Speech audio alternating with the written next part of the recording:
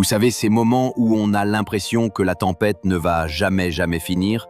Chaque jour amène son lot d'incertitudes, de questions, et puis ce silence assourdissant quand on cherche désespérément une réponse, un petit signe. Si ça vous parle, si vous êtes en plein cœur de l'épreuve et que le doute commence à grignoter votre espérance, alors ce message, il est pour vous. Et c'est maintenant qu'il faut l'entendre. Mais juste avant de commencer, pour soutenir cette œuvre de Dieu et permettre à ce message de voyager plus loin, n'oubliez pas de liker, de vous abonner et de partager en commentaire une pensée ou une expérience en lien avec le thème d'aujourd'hui. Votre interaction est une bénédiction. Merci. Sur ce, nous pouvons commencer. Bonjour à tous. On passe tous, à un moment ou à un autre, par des saisons de turbulence. Ces épreuves qui viennent secouer nos fondations nous laissent parfois sans souffle, à chercher une direction, une petite lumière dans le noir. C'est tellement humain de se sentir comme ça. C'est normal de se poser des questions, de vouloir comprendre ce qui nous arrive et de se demander « Mais où est Dieu dans tout ça ?» Aujourd'hui, on va regarder ensemble ce message vraiment important que Dieu veut vous faire passer. Oui, à vous qui êtes dans la difficulté, pour raviver votre foi et vous aider à sentir qu'il est là, tout près, à vos côtés. Premièrement, Dieu n'est pas absent. Sa présence est une promesse. Une des premières choses que l'épreuve essaie de nous arracher, c'est cette certitude que Dieu est présent. On peut vite se sentir seul, abandonné. Mais écoutez bien ça, Dieu veut que vous sachiez qu'il est là. La Bible nous le redit tellement de fois. Dans Ésaïe 41, verset 10, il nous dit « Ne crains rien, car je suis avec toi. Je te fortifie, je viens à ton secours. » Même quand le vent souffle très fort et que les vagues de l'épreuve menacent de tout emporter, sa présence, c'est comme une ancre. Jésus lui-même a dit « Dans le monde, vous aurez des tribulations, mais prenez courage. J'ai vaincu le monde. » Jean 16, 33. Sa victoire, c'est aussi la vôtre. Il marche avec vous, même au plus profond de la vallée sombre.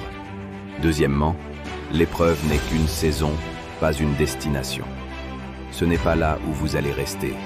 C'est un passage, parfois douloureux, souvent difficile, c'est vrai, mais c'est un chemin sur lequel Dieu marche avec vous. Et ce chemin, il a un but.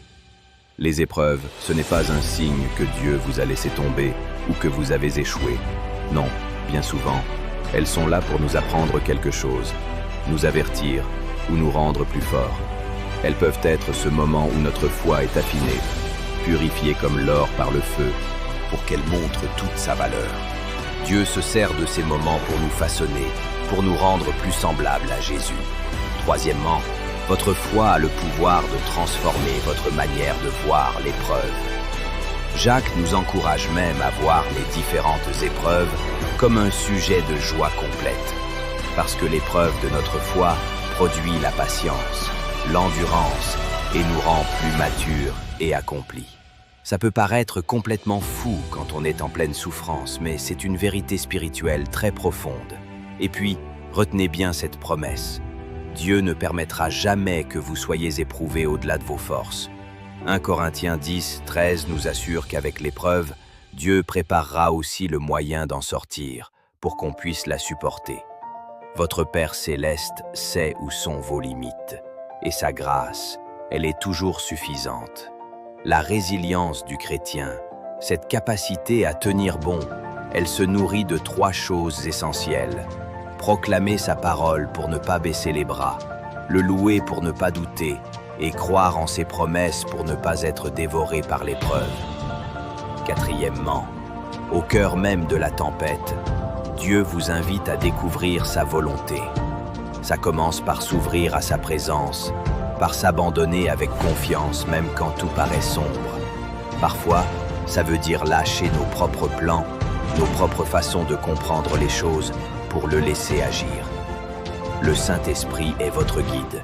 Il peut éclairer votre chemin, vous apporter la paix au fond de vous et vous diriger à travers les circonstances. Sa parole et les conseils sages que vous recevez. Et n'oubliez jamais votre rôle. Notre responsabilité personnelle, c'est ce qui aide le plan de Dieu à se mettre en place. Prendre courage, agir avec foi, même si ce ne sont que de petits pas, ça permet à Dieu d'accomplir son œuvre dans votre vie. Rappelez-vous cette parole forte. Ce que Dieu veut construire en toi est bien plus grand que ce que l'épreuve essaie de détruire en toi. Alors, tiens bon. Alors qu'est-ce qu'on fait maintenant avec ce message? On se réfugie dans la prière. On ouvre notre cœur à Dieu sans filtre, avec toute notre honnêteté. On se plonge dans sa parole. Les versets qu'on a juste effleurés aujourd'hui, ce n'est qu'un petit aperçu des trésors de réconfort et de direction qu'elle renferme. On cherche activement sa présence. On s'attend à lui. On reste à l'écoute de cette petite voix douce qui murmure la paix et la direction. Et on choisit la foi. On choisit de croire en ses promesses, même quand tout autour de nous semble dire le contraire. Il est fidèle. Conclusion. L'épreuve que vous traversez, ce n'est pas une erreur, ni une punition vide de sens. C'est une invitation.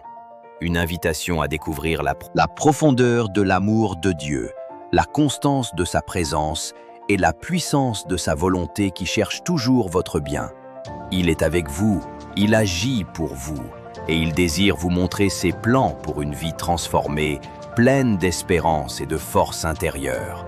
Ne laissez pas la tempête vous définir. Laissez Dieu l'utiliser pour vous redéfinir. Si ce message a résonné dans votre cœur, n'hésitez pas à le partager avec quelqu'un qui pourrait en avoir besoin. Abonnez-vous pour plus de contenu qui encourage et fortifie votre foi.